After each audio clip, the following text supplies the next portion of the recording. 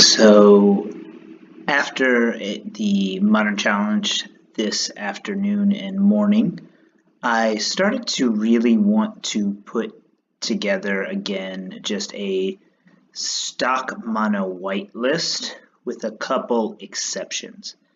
So here's a traditional mono white martyr list. A couple things we are doing in this list that other decks aren't really doing.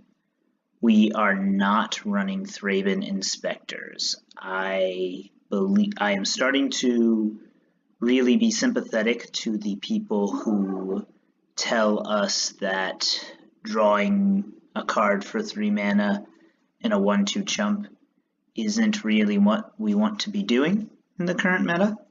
So I have gone ahead and replaced some stuff, the Thrabens, with some bodies. And those bodies are Gideon of the Trials and Archangel Avacyn.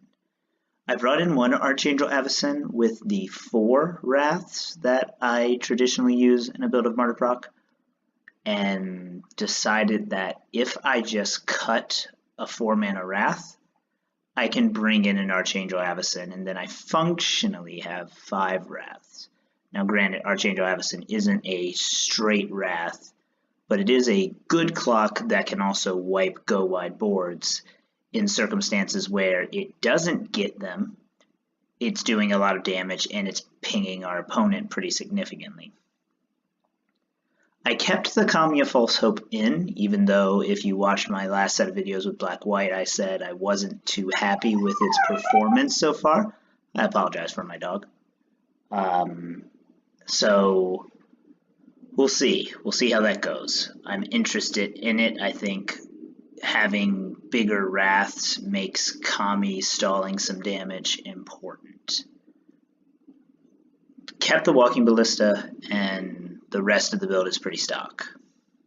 The Wrath package is the 2 Avacyn, 1 Wrath, 1 Cleansing Nova, and 1 Hallowed Burial. Moving to the sideboard, we are trying to streamline things a little bit.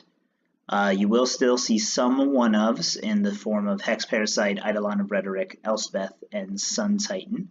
Sun Titan and Elspeth kind of create a big package that we can side in against grindy matchups and where we feel like we need it. And then outside of that, we have 3 Cast Out, 2 Rune Halo, 2 Rest in Peace, 2 Disenchant, and 2 Damping Sphere. Looking more for high impact cards and redundancy. There is a part of me that says the 3rd Cast Out should be a Rest in Peace, but we're going to go with just generic answers, just answers.sideboard. I think Cast Out and Disenchant allow us to really interact at a high level with a lot of the decks in the format. So we are going to try this out in a league and see how we do. Stay tuned, and don't leave some comments, leave some critiques, leave some questions. Anything you got, leave it in the comments.